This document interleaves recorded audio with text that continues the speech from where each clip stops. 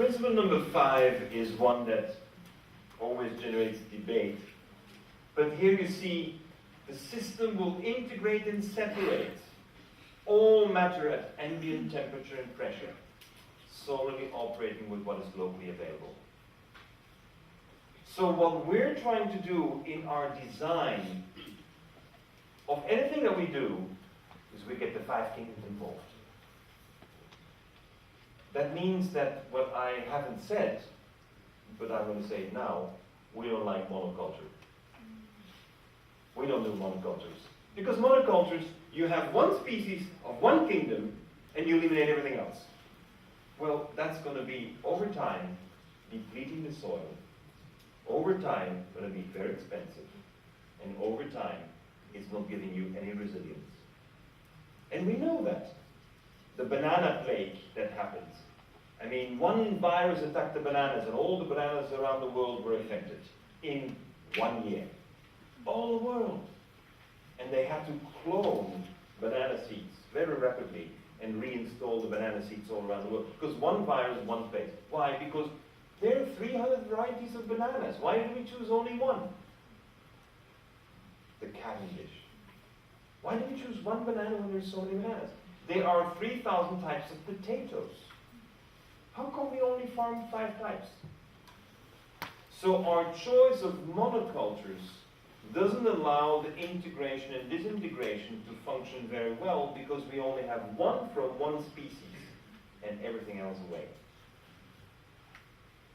We've just finished 2 years of research in Bhutan, whereby we have now proven with 2 years of integrated farming systems in Bhutan that growing in an integrated way as they've been doing in the Himalayas. So that means they're farming chili, and they're farming buckwheat, and they're farming apples, and the variety of fruits and veggies that they can generate in Bhutan, in a whole valley, is 40% more efficient than the best genetically modified corn with the best fertilizers. 2 years. And this was supposed to be the innovation. This is what the Bhutanese have been doing for 1,000 years. And so, together with the United Nations, we brought in the experts to measure performance. And the performance is a yield of the land with available food for the people. Now, what you cannot do is compare the corn with the corn. Because what happens is if you compare the corn with the corn, this corn is more productive. It's genetically modified. Much more productive. But if I compare the corn plus the buckwheat, plus the apples, plus the chili, plus everything that we're producing, this is much more productive. And so this is how very often we get statistics where everyone can prove their point. But the key is that we have to look at the carrying capacity of the earth. And for me, the carrying capacity of the earth depends on the 5 kingdoms when they interact. And they use everything that's local available. And now you know why I insist on taking apart, integrate and separate. Because locally, everything integrates and separates all the time. And never any need for external energy. All the energy that you need is available. All the material you need is available. How do we do it in industry?